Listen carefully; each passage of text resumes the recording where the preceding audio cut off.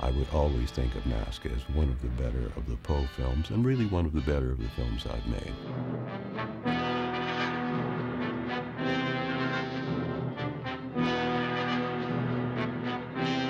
I had read several of the Edgar Allan Poe short stories in school and loved them, and I persuaded my parents to get me a collection of the complete works of Poe for Christmas, and they were happy to do so because I could have asked for something much more dangerous than that.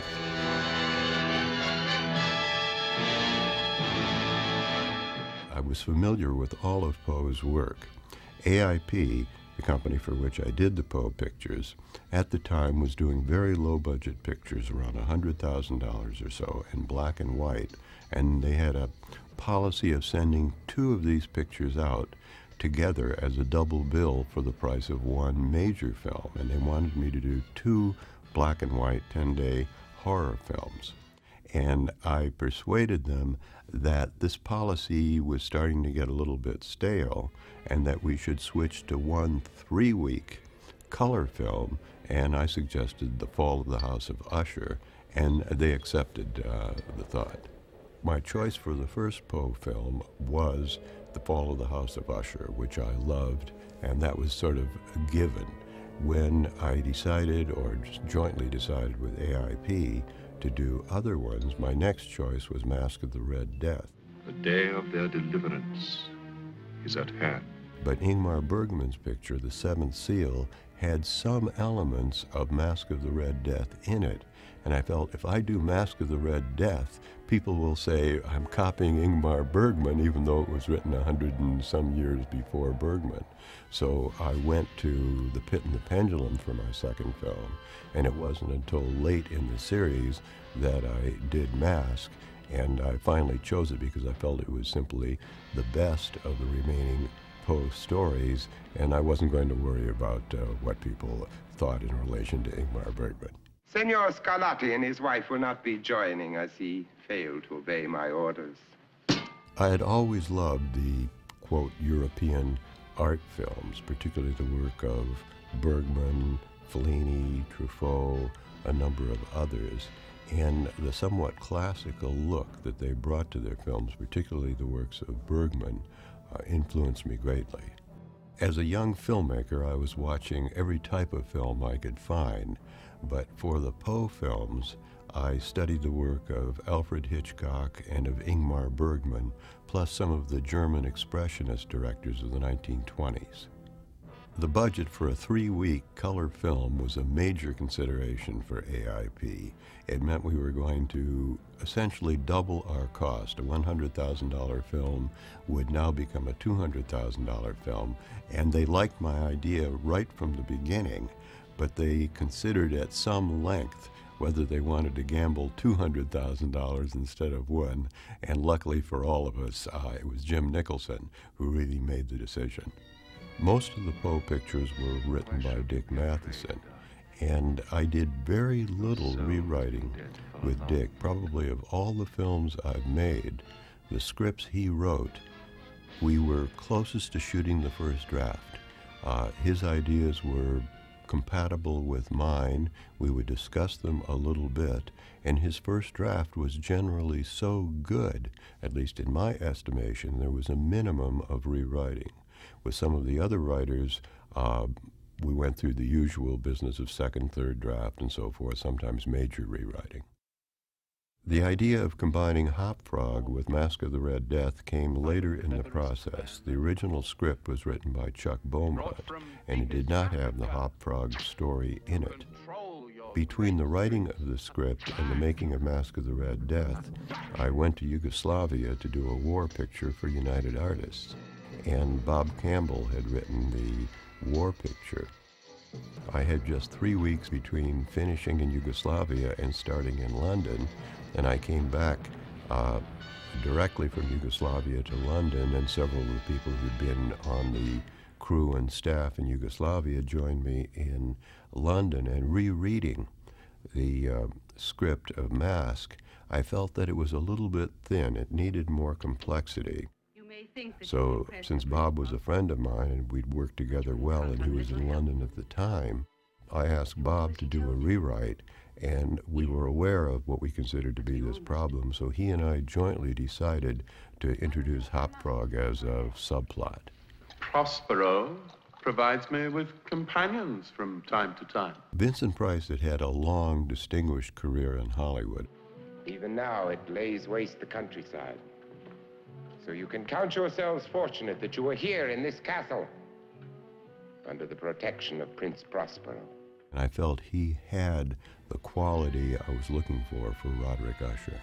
Vincent was a wonderful person. He was an extremely well-educated, highly intelligent actor who took the work very, very seriously. In the role of a martyr. No, I will not have you killed. Some other actor might say, I'm doing a horror film, I'll toss this off. Vincent did not do that, and this is something that I agreed with. Whatever the role, whatever the picture, as Stanislavski said, there are no small roles, there are only small actors. One of Vincent's great abilities was to put every ounce of himself into the role. I did have casting sessions for the characters other than Vincent Price. My normal policy, since we didn't have money for screen tests, was to bring the actors in for a reading, then discuss the role with them, generally before the reading, and do improvisations, as well as looking at other films they had done. And what special service have you to offer that might persuade someone else to take you under its protection? I love Patrick Magee as an actor. He was a brilliant English character actor. I had seen him in several English films before I met him. Even for the humor of it, do not wear red. He was highly intelligent, and he brought a sense of the macabre to his roles. However his mind worked, and it worked brilliantly, he could find strange quirks within the character that he could bring out, so the characters were fuller, more complete than with some other actors I've worked with. Wherever did you find her? Pretty toys, chicken. Delightful. The idea of having Hoptoad's wife played by a child rather than an adult was born, as many decisions are, out of necessity. I cast the short actresses in London, or looked through the book, chose the people, interviewed them. Well, they did not have the quality I was looking for. So I thought the only thing to do was to find a beautiful young girl who would be the right height to play the role, and with makeup, do as much as I could to make her look older. I do believe in you. My directing style while shooting is to try to be as innovative as I can with the camera without becoming obtrusive. I don't think the camera should set up shots that the audience says, wow, look at that shot. The camera should function to help tell the story, but within that, you can set a mood. I like to use a lot of moving camera positions, move the actors, move the camera, combined with coverage and as interesting composition as I can get, a composition in depth, so that the flat two-dimensional screen gives the effect of a three-dimensional work. Before shooting, however, I'm a strong, strong believer in preparation. My goal always is to sketch out all my shots before shooting. I've never achieved the goal, but I will generally be able to sketch out 70, 80, 90% of the shots, and I will follow that plan 70, 80, 90% of the time. Sometimes the shots I've sketched out don't work. Sometimes I'll get a better idea on the set, so that I will modify them, but at least I have a line to follow. To my death. Prince Prospero, I beg you, allow us haven. I beg sanctuary. This is no church. By any god in all the gods of time, I beg you. I agree with Bob Altman's statement that a large portion of the director's work is casting. If you have chosen the right actor, he brings the quality to the picture that you want, and a large portion of your directing is done right there. Of course, there's much more to be done, and with Vincent, as well as with most actors, a large part of my directing is done before the picture starts. I discuss the character at length with the actor. I tell him my ideas, he tells me his ideas. We agree on the general interpretation of the role. Two things are accomplished by doing that. One, you give the actor opportunity to work on the role, to study, to prepare before the picture is ever started. And two, you minimize problems on the set. You hear occasionally, sometimes more than occasionally, of problems between a director and an actor. I've never had a serious problem with an actor because, having discussed the role before shooting, the actor and I are in agreement as to the basic lines. So the discussions on the set involve little turns and twists of the performance for the individual scenes. I never created storyboards as such. I would take a script where the script writing is on the right page and it's blank on the left side. I would sketch on the left side of my script what shots I wanted for the dialogue or the scenes on the right. I've seen some directors who come in with a script and then several books, as it were, of storyboards, and they're stumbling around the set with all this material. Nobody has time to look at it all. But I thought if I sketched in the script, I've got it all right there in the script. Masque of the Red Death was done in London for one basic reason. There was an English tax law, I think it was called the Eadie Plan at the time, that took the money from the English distribution of your film and refunded a portion of it to the production company if the film had been shot in England. The Poe films had been surprisingly successful in England, and we were failing to get quite a bit of money from the government. So the idea was, let's shoot the picture in England and get our government subsidy. Let me speak to you about the anatomy of terror. Terror? What would you know of terror, Alfredo? It has been said that Masque of the Red Death had the highest production value of any of the Poe films, and that's probably true. The films we shot in the United States were, of course, low budget and shot in 3 weeks. The shooting schedule on Masque in London was 5 weeks, but as I've said several times, the English crews worked a little more slowly, so I consider it to be 4 weeks, but still it gave us a little more time. But more importantly, the studio we were shooting at had shot a number of classic films, and their scene doc was amazing. Danny Haller, my art director, who was a brilliant art director, and I walked through the scene doc to see what sets had been built for previous pictures, and we found the sets from either Beckett or A Man for All Seasons, and they were wonderful. So we pulled those flats out of the scene, and Danny constructed the sets, building only a small portion of the sets around these wonderful components, and that gave the film a much bigger look. I chose Nick Rogue as the cameraman because I had seen some of his work in England.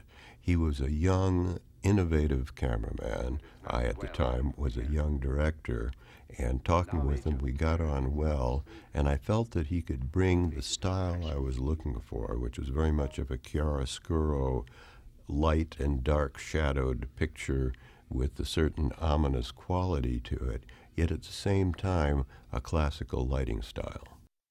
Then shouldn't you be on your knees to give thanks? For the flashback or dream sequences in the Poe pictures, I did a great deal of planning. Those shots were sketched out in great detail. I was using special filters, gels, sometimes distortion lenses, combined with a lot of optical printing. Afterwards, we would sometimes go in to the lab 3, 4, 5 times to get different layers of color, distortion, and diffusion.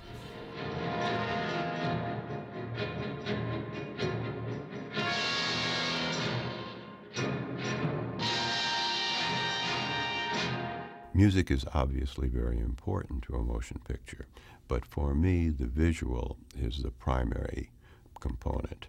I would bring the composer in after shooting, show him the first cut of the film, and then work and develop the music from that. I would very often give a script to the composer and discuss a little bit about what I was looking for in the music before shooting, so that the composer could work on his themes and so forth.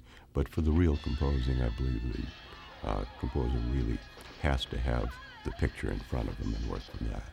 The Kennedy assassination happened while we were shooting, and it was a great shock to all of us, particularly to Vincent and to me, because we were great supporters of Kennedy. I had tremendous admiration for him.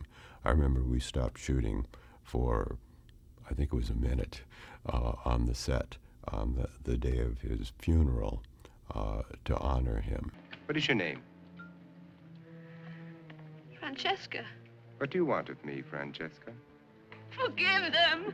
Forgive them! Jane Asher, a very beautiful young English actress, was my leading lady, and I thought she was a wonderful person, both a wonderful person and a wonderful actress.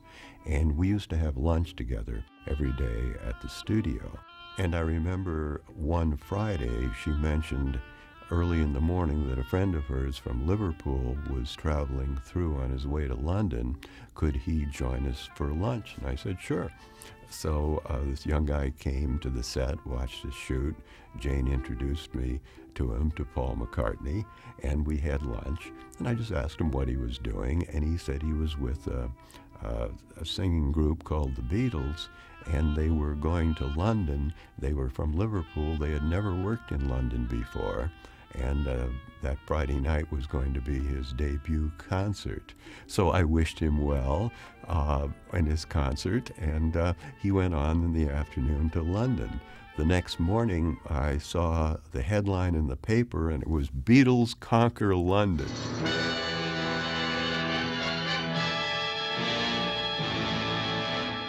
Most of his short stories were very, very short. They were sometimes just 2 or 3 pages. And one of the uses of the short story that we found, particularly as in The Pit and the Pendulum, which was only the story of the man with the pit and the pendulum, was to use Poe's story as the third act, as it were, of the picture, and then we would create the first 2 acts in a way we thought would be consistent with Poe's vision to lead us into the final act, which would be his story. I hope that Edgar Allan Poe would be proud and pleased of what I've done with his works.